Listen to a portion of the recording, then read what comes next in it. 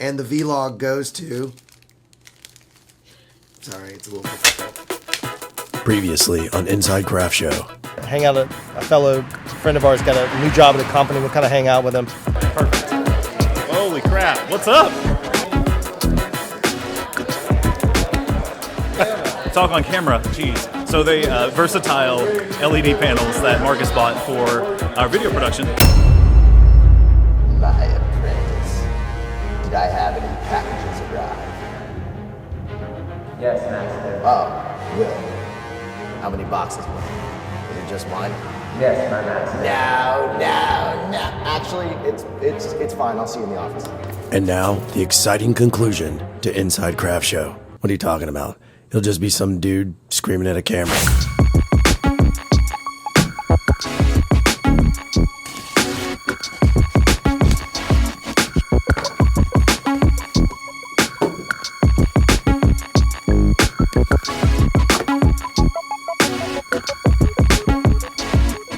Still don't have my voice. We're going to power through it. So today we're going to talk about vlog. Epic vlog. If you saw the unboxing, it is a huge ordeal. There's boxes within boxes. There's booklets. I probably will need that. And then you just get this little card. It's like a Oscar. So that's it, really. Seriously, it's even shittier than I thought. It's quite literally, that's where all the magic happens, kids. In vlog, you know what kids like? Let me tell you. They like for you to take a card and put it in an envelope and then put that envelope into a tiny little box. And then take that tiny little box and shove it in a giant box. And then whoop-de-doo, we just ship it. I broke my light. Inside Craft Show. Today, vlog. How to use it. How to use it properly. How to use it in post-production. How to use it with a colorist. How to use it with my apprentice. Okay, so for us to kind of explore vlog, we're going to treat it like a true camera test. First, pardon the noise. They're jackhammering up something over there. Can't do anything about it, but I think it's going to be fine. Two, we wanted to jump in, so I brought out my meter. I try and, whenever we do any of our tests, we always use a meter. Specifically, when we get into really technical stuff, if we were doing this as a camera test and we were looking at this we're going to go into a project and we want to know how it works, I bring up my meter. I'll expose myself. That's what she said. With my meter. So we're sitting at a 16 at 800 ISO. We have stacked in a 0.9 ND, which brings us down 3 stops, roughly landing us at a 5.6. We're going to shoot all of our tests at a 5.6. We're going to go through a couple of different lenses because that's part of a lens test that also is part of testing the vlog to understand how to expose for it, because each lens is going to have different characteristics that will make a big difference as we go through it. And I chose this beautifully terrible shirt my daughter picked out for me so that you could actually get some kind of color contrast out of it. Okay, so first things first, if you don't want to watch the test samples, just jump ahead to 9 minutes, 48 seconds, and we'll talk about what we saw. Otherwise, here's the test samples. Back to the video. 5.6, 180 degrees, 400 ISO, 4200 Kelvin, Drew with sunglasses.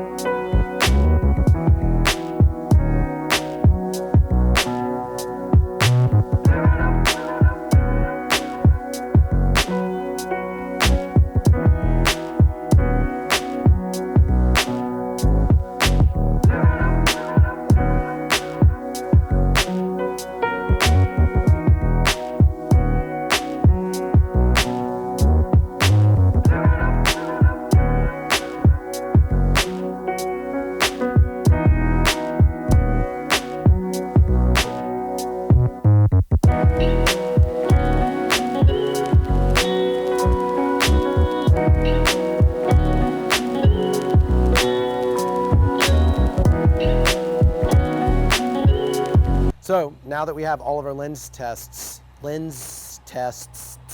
sound like Cobra Commander. Jeff has to go to work.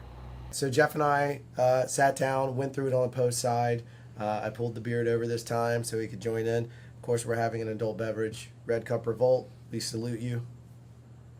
So let's kind of go through the process of approaching when you get vlog footage as a colorist. And if you don't know who Jeff is a award-winning, world-renowned, ultimate awesome, bearded colorist that has done a lot of movies, done a lot of commercials, a lot of movies too, but has done a ton of work. Yeah, is it believed? Yeah, I was making sure the other one wasn't up. Has done a ton of content, so Jeff's perspective on color comes from that. What happens when you get vlog footage like on a color side of things? For this kind of stuff, doing a lens test kind of thing, usually it is trying to figure out the different color temp you're wanting to shoot at. The basic expansion is what we've done for this, which is usually the easiest basic onset. If you can't make the look, because usually you'll make the look while you're actually working on the set itself. Sometimes it's pre-done, which is what we're trying to do here with the whole LUT thing that we're doing, which we'll end up doing at another time, I think, because we don't have time today to shoot the other piece. Right. So this is the basic LUT that if I was shooting with somebody I didn't know or a DP that we hadn't talked how to shoot for, this is the basic look that I would do. But it's also the LUT to the lenses that we decided, like when we were lens testing, it was these three lenses that we might use on our film, and it would be, or project, and it's these three lenses, how they look once they're balanced out, to choose maybe which one we want to use as a primary match set or something like that. And it's not using Rec 709 compression or any of that stuff. It's to a 709 color space. But what I do is, instead of using a LUT to build a LUT, I build it out from lift, gamma, gain. And so I always make sure that I leave a little bit of space on the blacks, a little bit of space on the highlights, so that you do have room to mix it if you need to, or to color grade it if somebody accidentally bakes it in on the shoot. So that's one side of what we're talking about, is kind of like working with the LUTs and vlog in that capacity. The other side of it is how we approach the shooting perspective. So that's how Jeff gets the footage. But how did we, because our results are pretty solid. They're really basic, they're nice, clean. There's a lot of latitude in this we can play with. And I've seen a lot of questions about it. Like we talked about earlier, the best way is if you've got a meter. If you can bring out your meter or get one or learn to shoot on one, using a meter will help you a ton, because then you can actually meter your subject and know what they are instead of just looking at the histo. But if it is on the histo, there's an old film term we like to called a thick negative, a fat negative, or we'll say a fat neg sometimes, basically describing that we want as much range in that histogram as humanly possible. And obviously to the left is the darker side and to the right is the brighter side. So you just want to make sure that nothing's clipping on either end. And for vlog, that's the only secret you really need. Am I wrong? No, that's pretty much true. Vlog, an easy way to be able to expose forward is try to make sure everything's towards the center of it. Now, you do have certain instances that can be you're trying to shoot something dark, shoot something light, so you might overexpose or underexpose for those situations. But as a general rule, I would say on a histogram right down the middle, try and keep it as close to the middle as you can. On a waveform, 50 IRE is kind of where you want your middle section to be sitting at. Yeah, anything that you don't want any clipping on either end. That's the biggest no-no of log shooting. And I don't really subscribe to the one overexposure. I'm not one of those people that believes in that. I think if you expose correctly from the beginning, again, I'm a meter guy, so if you expose correctly from the beginning, you'll be in good shape. That said, I also commit to highlights and shadows. I know that there's times that I'll go to Jeff and be like, hey, we're going to blow this. And he's like, yeah, totally. Yeah. And we commit to it because that's the look we're going to get. Same with shadows. Sometimes darkness isn't a bad thing. People freak out a lot, like they want everything to be fully exposed. Well, you're gonna need more light. If you're, especially if you're running around all mandy dandy, holding the camera, just filming random things, and you've got to be able to control the light, especially with vlog, because that's what it's asking you to do. It's asking you to respect the amount of light coming in. Otherwise, seriously, throw it in standard, -2, -2, -2. It's a beautiful look. We've matched red footage to it. You guys have seen that a million times. That would be my thing. So shooting vlog, our takeaway is give us a fat negative. Don't crush it on either side. Make sure that your highlights are there. Make sure your darks are there. But don't worry about it. If the shot really, you're going to lose the story, right, that you're telling because you're so obsessed with this perfect negative and you don't have time to get that, then make the decision on whether you're gonna Yeah. clip the blacks or you're gonna clip the highlights. Like, let it be what it is. And the thunder is here. Yep. That was God. And if you agreeing. decide to do that, you should fully commit to it. Yeah. It'll make a much better imagery for you from start to finish. Absolutely right. If you understand how to shoot vlog, you get a still frame of what you're looking for, whether you have access to a camera or you have to create that. But then you can work with the colorist to create a look and generate that LUT that you would use on set. So what's great is you shoot vlog, right? You turn that LUT on, you make sure it looks really good, you light it for that LUT so everything's happy, and you're committing to this idea of what it's going to look like. You've already talked to your colorist, he's cool with it. So when it goes back to color, guess who has access to the LUT? Your colorist, who's going to make it better than you did. So there's this beautiful idea of like using a LUT ahead of time, thinking about a LUT before you even pull the trigger, knowing how it looks based on your vlog. So you know that vlog is going to give you this perfectly even image, and then you're going to go in and you're going to have this LUT that you've created or LUT that you've chosen or LUT that you've purchased. Hint, hint. You can take one of these LUTs and you know what you're going to get from a back end. It's almost like vlog is kind of like having film stock again, is what it feels like It to is. me. It very much does feel that way. So it's a major upgrade. So, just give it a shot and see what you can do. Just think about it, start playing with it, but jump in on vlog. I wouldn't use it on anything critical yet unless you are really confident in it. Yeah, I would Until agree you with you learn on it, that. is what I Yeah, mean. because I was going to go back to the feeling like a film thing. I didn't show you while I was doing those LUTs, but I actually used printer whites, which is an old color timing type of mixing the color instead of using your lift, gain, and gain wheels that most digital colors have now. Printer whites is the old system. You have 3 controls, and that's all you got. And that's the way I learned. That's the way you learned. And It's basically photochemical processing, but from on the digital side, it's the still basic principle. we're with you in the fight to understand vlog. We're with you to help you. If you have questions, post them, the comments. Please do Hit- post them, yes. Yeah, we love them. Jeff and I both read them and reply as much as possible. You can send us an email. Another viewer sent us an email, ask me that same question. And we had a great conversation. Communicate to us. We're as much part of the community as you are. This is a team sport. We're all fighting the same awesome idea, which is to make money doing what we love. I'm sure that's what it is. That's what we want. I'm sure that's what you want. And So we're both very new to the GH5. yeah, GH5 is new to us. So it's a whole different beast from the red. So don't forget to subscribe. The button will pop up somewhere around here. And with that, I guess we're just going to say we're out. Yeah, All right. we're out. We're out.